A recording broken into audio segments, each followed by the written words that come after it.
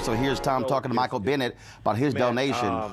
You're donating 50% of the proceeds from the sale of your jerseys. Is that right?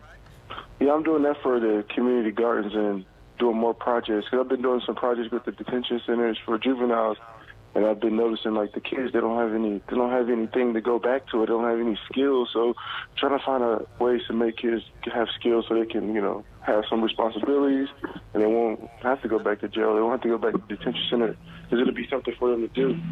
Tom, do you have it now?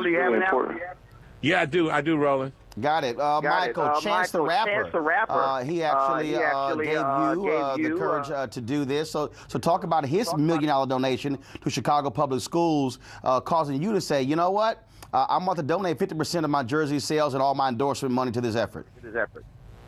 Man, I thought it was really, really cool that he stepped up to really start a movement. I think it's important that people that's in high positions come back and try to inspire the youth to do something new and show them that they're important and invest in their education. If the system won't invest in it, then the people of the system are going to have to start trying to figure something out to help the kids get to where they need to get. And it's been you and I were texting last weekend. You're also going to open a charter school. Yeah, I'm opening a charter school in the next couple of years and focus on sustainability, where everything in the school is just all about learning about our history, learning about eating properly, learning about turning young men into men and young women into adult women, beautiful young women that could do great things in society. So where's that going to be, Michael? I'm going to be doing stuff in Hawaii and stuff in Houston. So I'll start from Hawaii and then start from next to go to Houston. So, I'm really focused on the kids, I think, especially women. I got 3 daughters, and I used to think that a long time ago. I was like, man, I don't have any sons, and now my legacy is going to be funny now. But now it's like, I feel like my legacy is even greater because it won't be off of football. It'll be on things that my daughters love creating. And, now when somebody's like, oh yeah, I'm watching my son play football game, I'll be like, oh yeah, my daughter, she just created something for the cure malaria. So it's really cool to have some different legacy and not all about sports. But so I'm super excited about that. But you also are challenging other athletes to step up as well, like you have.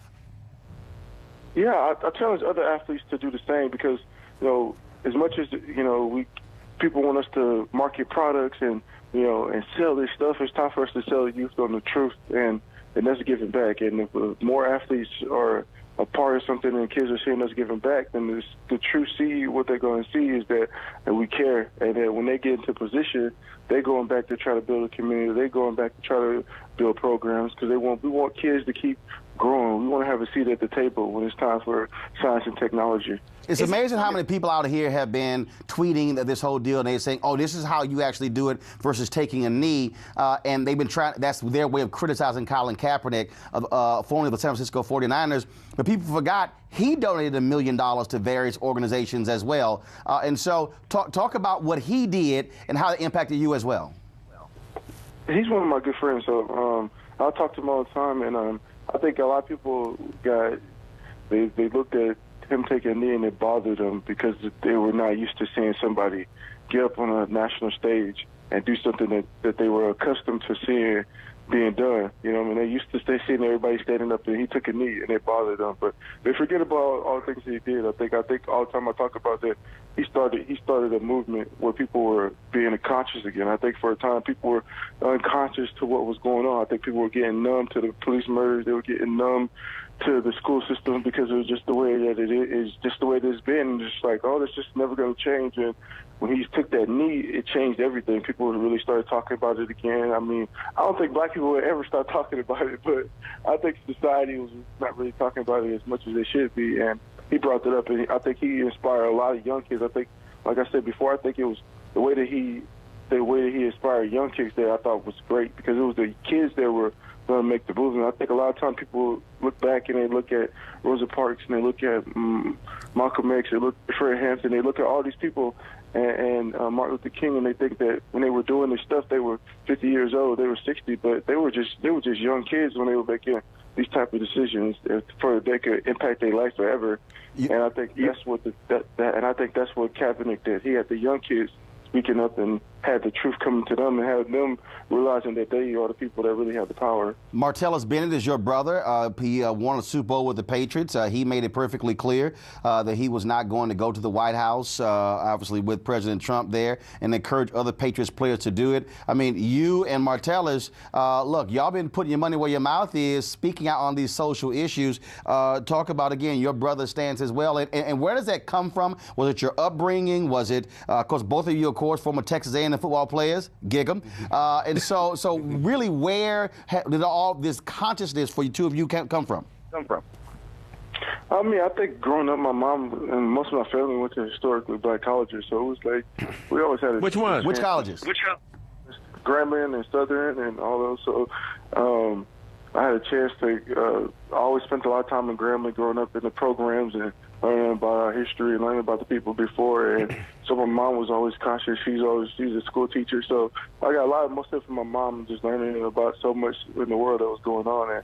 And now that when we got into positions of power, we're in positions where we had a platform, we thought it was important that we speak on the truth, because we didn't want to be the same old athletes that see so many things going on and not say nothing. But I think there's enough athletes now that are trying to stand up and talk about the truth, though. They did really great features on you and your brother during this past Super Bowl and showing your family and where you all get that activism and everything. So kudos to your mom and your dad.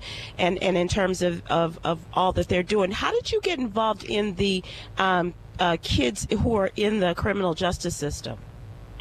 Actually, I just went to the jail detention center. They asked me to come speak one day, and I just was like, it made me cry when I got in the car. I mean, I don't know, people like, man, don't cry, man, don't cry. But when I went into the jail and saw these young girls and young boys in jail, I was just like, man, these are just kids. Like, they're literally just kids.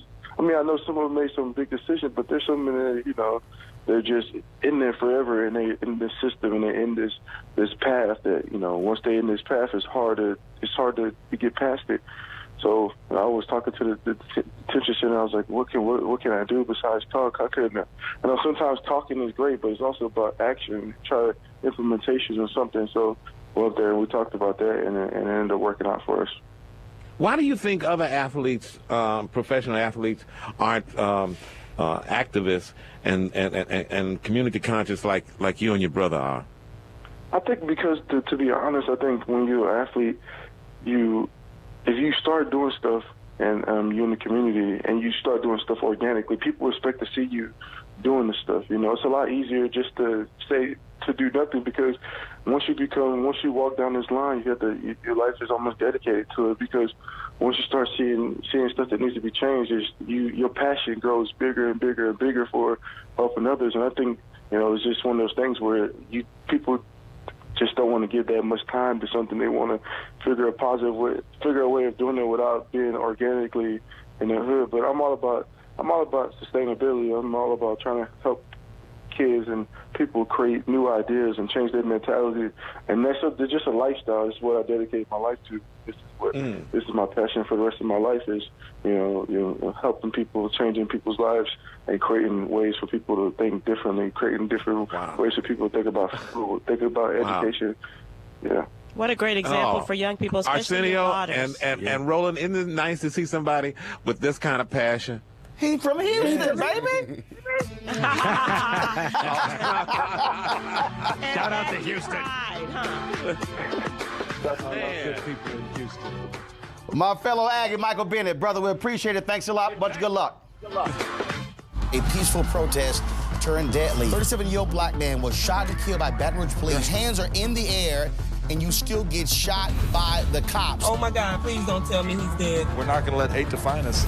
Race is a big part of this. If truly all lives matter, then all lives need to matter equally. What we require is action. What we require is accountability. We understand that black lives do matter, and we will keep focused on this issue. NewsOne Now, every weekday morning at 7 on TV1.